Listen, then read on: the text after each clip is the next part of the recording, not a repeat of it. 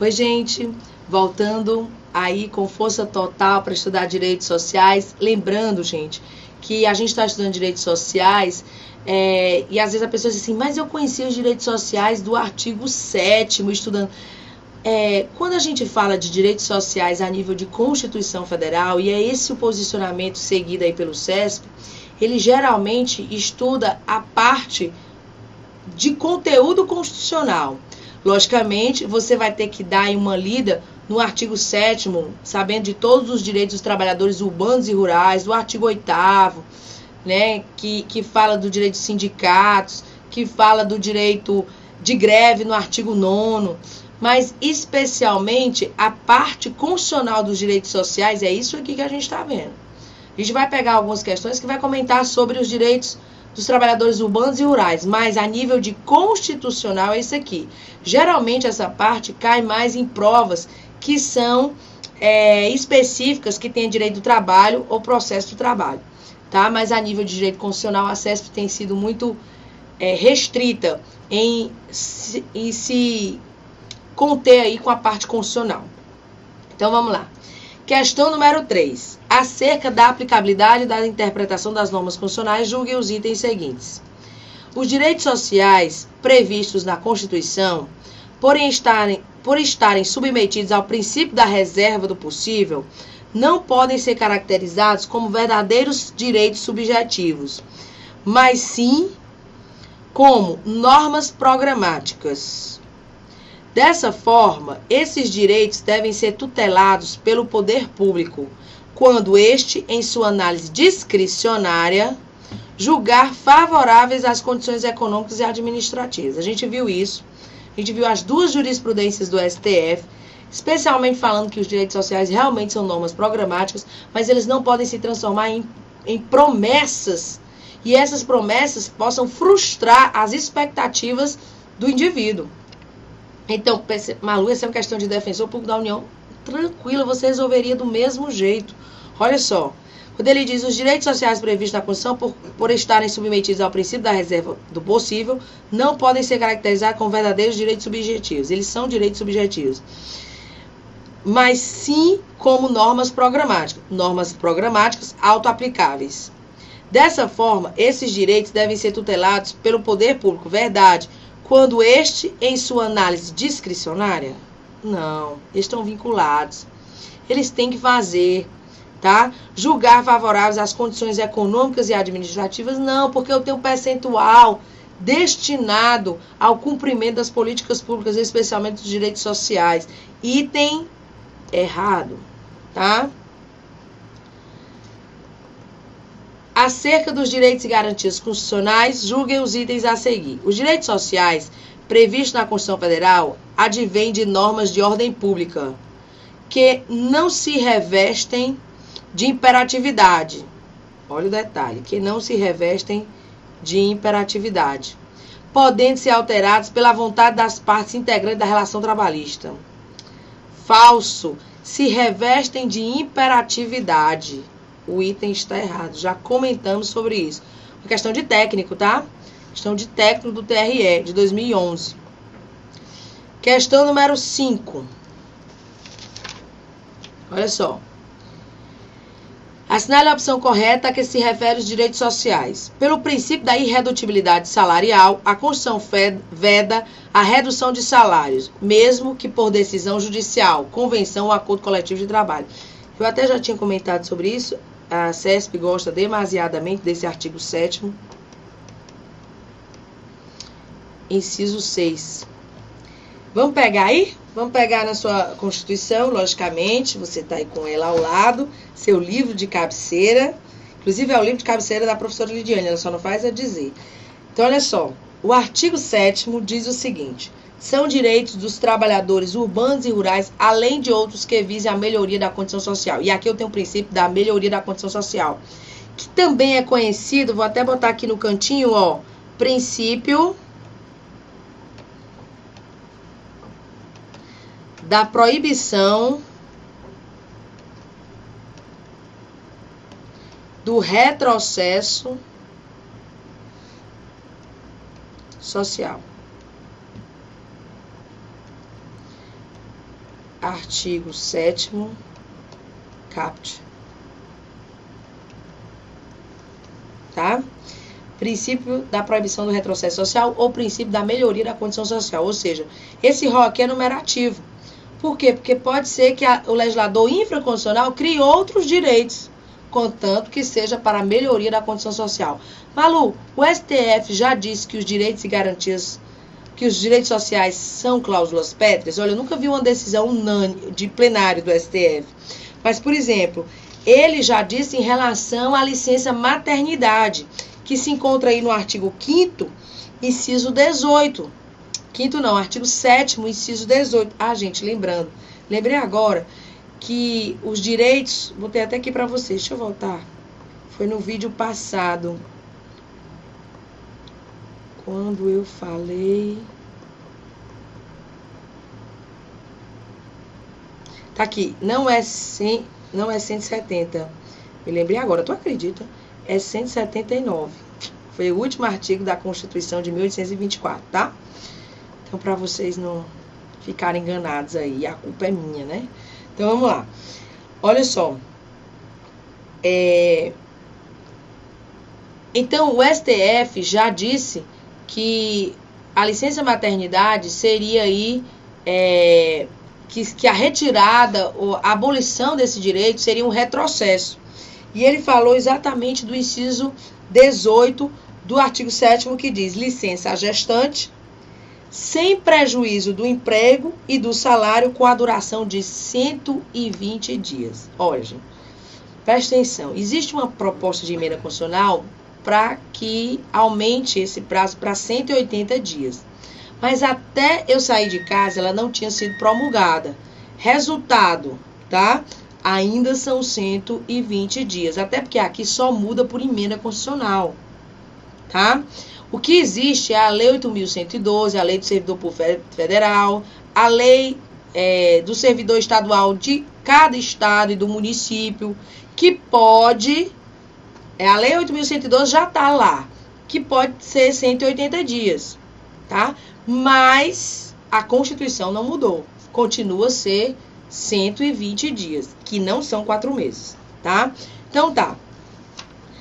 Então, olha só. Eu tenho no artigo 7º, inciso 6, assim: irredutibilidade do salário, salvo disposto em convenção ou acordo coletivo. Por que esse item está errado? Pelo princípio da irredutibilidade salarial, a Constituição Federal veda a redução de salário, mesmo que por decisão judicial, convenção ou acordo coletivo, porque ela não veda por convenção ou acordo coletivo de trabalho. Pelo contrário, permite que possa ser reduzido por acordo ou convenção coletiva de trabalho. Nos termos da Constituição, quando se trata de trabalhadores urbanos e rurais, e eu não estou falando de militar, tá? Porque senão entra aí a súmula vinculante número 6, o salário não pode ser inferior ao mínimo. Mas, Malu, não pode ser reduzido? Pode, mas não pode ser menos do que o mínimo. Até porque no inciso 7 diz assim: garantia de salário nunca inferior ao mínimo para os que percebem remuneração variável. Tá? Então, cuidado com esse detalhe. Garantia de salário nunca inferior ao mínimo para os que percebem remuneração variável. Até aquelas pessoas que recebem, por exemplo, comissão, elas têm aí que receber o mínimo. Sempre, tá? Então tá, já sabemos que esse dispositivo está errado. Vamos vir agora, vou apagar isso aqui, para o item B. A licença paternidade é benefício que até hoje não foi regulamentado pela legislação infraconstitucional. A pessoa disser, não, Malu, já tem. Não, até hoje não foi regulado. Continuando em vigor o mandamento previsto no ADCT, que fixou o prazo de 7 dias corridos para a sua concessão. Não, está errado, não existe isso. Existe. O que está errado aqui é porque não são 7 dias. São 5. Só que realmente nunca lei regulou. Até porque tem isso aqui no inciso 19 do artigo 7º, ó.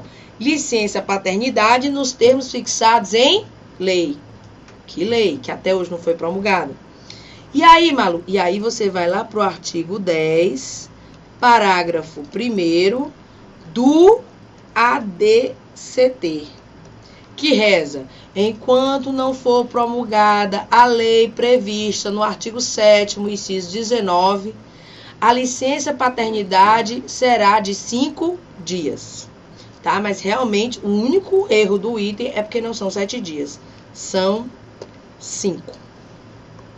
Venho aqui para a letra C. A Constituição Federal elevou o 13º salário a nível constitucional, colocando na base da remuneração integral para o trabalhador na ativa e do valor da aposentadoria para o aposentado. E onde é que está isso? Vem aqui para o artigo 7º, inciso 8.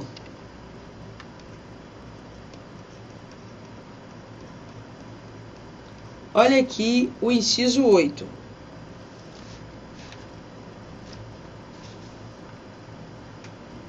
Já falei. C, deixa eu ver. Ó, 13º salário com base na remuneração integral ou no valor da aposentadoria. É justamente isso, ele só falou de forma diferente.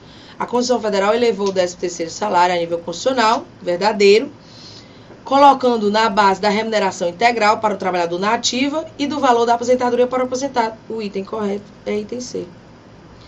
Letra D. O salário mínimo pode ser fixado tanto por lei em sentido formal, quanto por decreto... isso aqui é importantíssimo. Quanto por decreto legislativo, com vigência em todo o território nacional, que consubstancia a participação do Congresso Nacional na definição do montante devido à contraprestação de um serviço.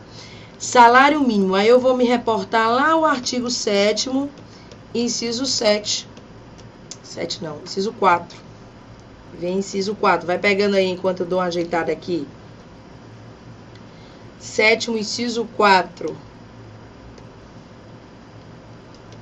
Olha só o que diz. Salário mínimo fixado em lei, nacionalmente unificado, capaz de atender às suas necessidades vitais básicas e às de sua família, com moradia, alimentação, educação, saúde, lazer, vestuário, higiene, transporte e previdência social, com reajustes periódicos que lhe preservem o poder aquisitivo, sendo vedada sua vinculação para qualquer fim. Presta atenção, o salário mínimo pode ser fixado tanto por lei em sentido formal, e aqui é lei ordinária, como a gente vê no dispositivo, quanto por decreto legislativo. Aqui está o erro. Com vigência em todo o território nacional, porque é nacionalmente unificado, que consubstancia a participação do Congresso Nacional na definição do montante devido à contraprestação de um serviço. Pronto, já está tudo certo. Agora, eu tenho vários detalhes aqui. Primeiro, súmula. Não, antes da súmula, decisão do STF recente que você deve ter visto, tá? Por quê? Porque a lei do salário mínimo, que é a lei 12.300, vou botar aqui para vocês, lei 12.382 de 2011, o ano passado, quando ela foi aprovada, 12.000, ela, no seu bojo, colocou a previsão de que o salário mínimo poderia ser modificado por um decreto da presidente Dilma. Para mim, isso é inconstitucional. Por quê? Porque a Constituição diz por lei em sentido formal, é por lei ordinária, tá? E só quem poderia mudar isso era uma emenda constitucional. Mas tudo bem, eu e as cabas passando no meio da rua, pro STF é a mesma coisa. Por quê? Porque na ação direta de inconstitucionalidade, olha o número dela, 4.568, tá? Ele disse que era constitucional. Essa lei aqui é constitucional. Inclusive, o decreto que aumentou agora o salário mínimo de 2012 para R$ 622. O STF entendeu que era constitucional, que era possível por decreto regulamentar. Então, cuidado, importante. Outra coisa importante do dispositivo é que no final do inciso 4, ele diz assim, vedada sua vinculação para qualquer fim. Malu, como é isso? Como é isso? Já, pega aí a súmula vinculante número 4. Importante. Súmula vinculante número 4. Malu, eu não tenho, pois então...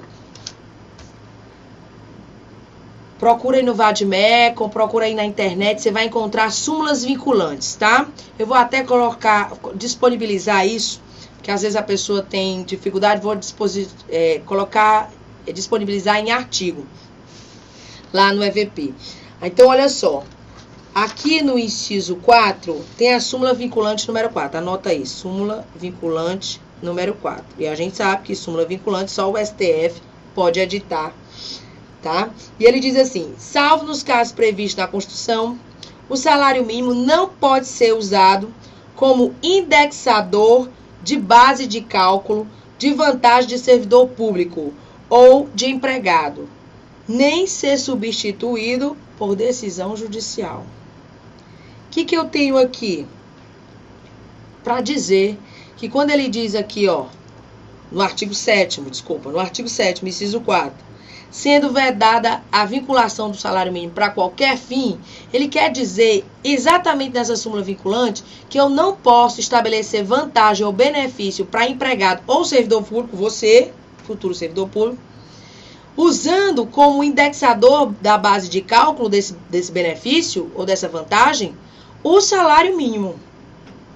E ele também diz que o salário mínimo não pode ser mudado por decisão judicial. Lembra que a gente viu na questão anterior, ó, que o salário mínimo poderia ser... Foi anterior ou foi essa, né? Foi a... Ó, que o salário mínimo não podia ser reduzido por decisão judicial. Não, que é justamente a súmula vinculante. Que ela diz aqui no final, ó, da súmula vinculante. Nem ser substituído por decisão judicial. Ele não pode ser substituído, não pode ser majorado, ele não pode ser reduzido por decisão judicial. Mas aqui, especialmente, sobre essa súmula vinculante, eu quero dizer que o perigo dela é isso aqui, ó. Salvo nos casos previstos nesta Constituição. Oh, maldade! Por quê? Porque, por exemplo, no artigo 203 da Constituição, inciso 5, pega lá bem rapidinho, isso aqui é interessante. No artigo 203, inciso 5, que trata sobre a assistência social, que é uma das espécies de seguridade social. A gente sabe que a seguridade social é o conjunto de ações entre o poder público e a sociedade para garantir a pessoa saúde, previdência social e assistência social. Aí, olha só, aqui no 203 ele fala especificamente sobre isso. Ele diz, a assistência social será prestada a quem dela necessitar. Ela não exige contribuição, tá? O financiamento é da Seguridade Social, independentemente de contribuição à Seguridade Social, e tem por objetivos, olha o que diz o inciso 5, a garantia de um salário mínimo de benefício mensal à pessoa portadora de deficiência e ao idoso que comprovem não possuir meios de prover a própria manutenção ou tê-la provida por sua família, conforme dispuser a lei. Está aqui uma exceção prevista pela própria Constituição Federal. Por isso que essa súmula vinculante tem todo o sentido.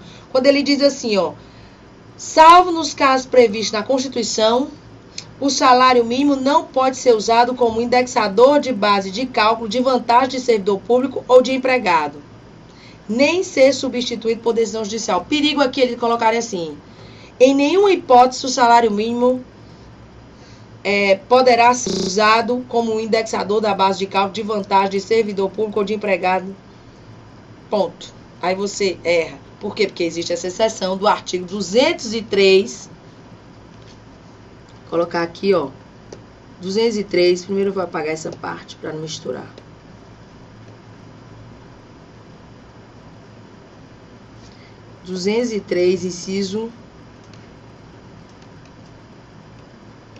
Inciso 5, tá? Estuda aí com a súmula vinculante. Outra coisa importante, aqui já estou entrando na seara de direito do trabalho, o adicional de insalubridade, que na CLT é previsto, tendo como índice o salário mínimo, para o STF, por causa da súmula vinculante, não é possível mais, ele foi tacitamente revogado, tá?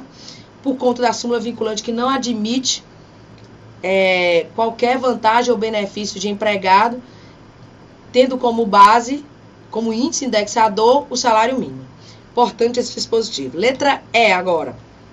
Não tá errado, né? Letra E. A Constituição Federal assegura ao trabalhador assistência gratuita aos seus filhos e dependentes desde o nascimento até 6 anos de idade em creches e pré-escolas.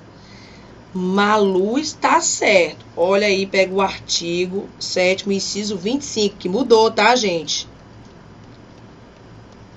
Inciso 25, vem aqui, ó. Assistência gratuita, lembrando que o CAPT são assegurados aos trabalhadores urbanos e rurais, além da melhoria das condições sociais, a assistência gratuita, dentre outros, além da melhoria da condição social, assistência gratuita aos filhos e dependentes, desde o nascimento até 5 anos de idade em creches e pré-escolas.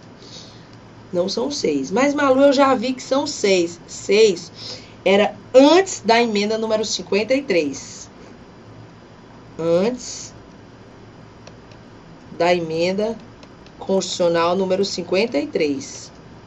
Que agora passou a ser 5 anos. Na verdade, gente, isso aqui é até notório, até na prática mesmo. Porque, por exemplo, antes, uma criança de 6 anos, ela ainda estava na alfabetização, né? Conhecida alfabetização, que é um infantil. Hoje, uma criança de 6 anos, ela já está no ensino fundamental. E a Constituição garante creches e pré-escola, que é o infantil. Então, a criança deve ficar no infantil até 5 anos, por causa da mudança da legislação da educação, das leis de diretrizes e bases da educação nacional e da própria Constituição Federal. Então, cuidado com isso. Questão número 6. Julgue os itens a seguir acerca dos direitos sociais. Os sindicatos têm legitimidade para atuar na defesa dos direitos coletivos dos integrantes da categoria, por eles representada, mas não na defesa dos direitos subjetivos individuais destes. Oh, maldade. Vamos aqui para o artigo 8º. Lembrando, gente, que os sindicatos, eles têm praticamente as mesmas regras das associações. Os sindicatos, por exemplo, eles também não precisam de autorização do poder público para serem criados. Eles são pessoas jurídicas de direito privado. Eles apenas têm que registrar os seus estatutos no órgão competente, que é o Ministério do Trabalho. É só essa exigência.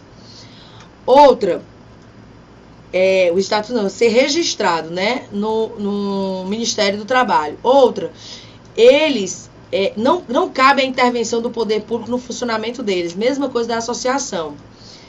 E a diferença entre os sindicatos e associações é porque os sindicatos, eles nasceram para representar a categoria judicial e extrajudicialmente.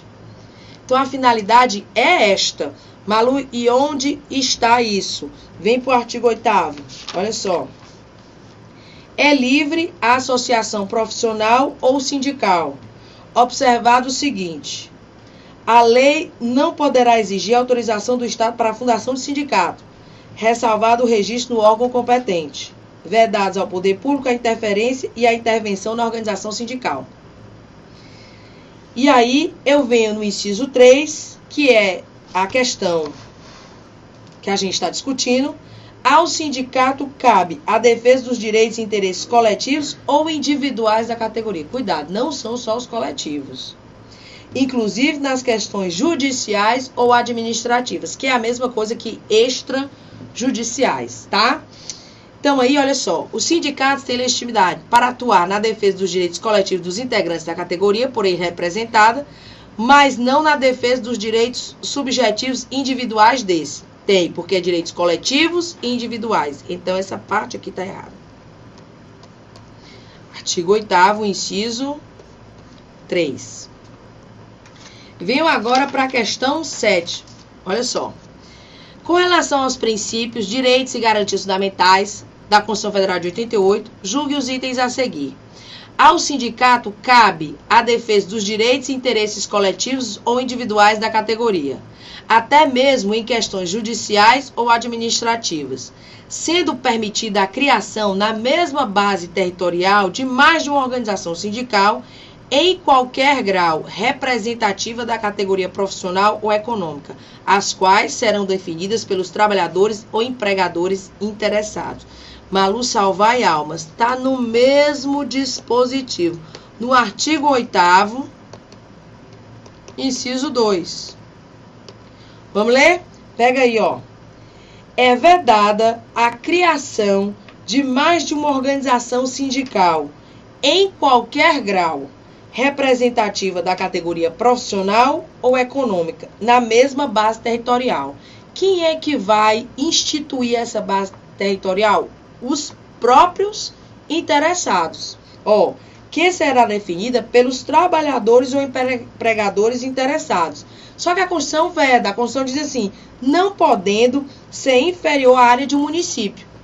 Ou seja, é por isso que em cada município só pode existir uma base territorial que representa a categoria daqueles profissionais. Não pode existir 2 sindicatos para a defesa daquela categoria num único município.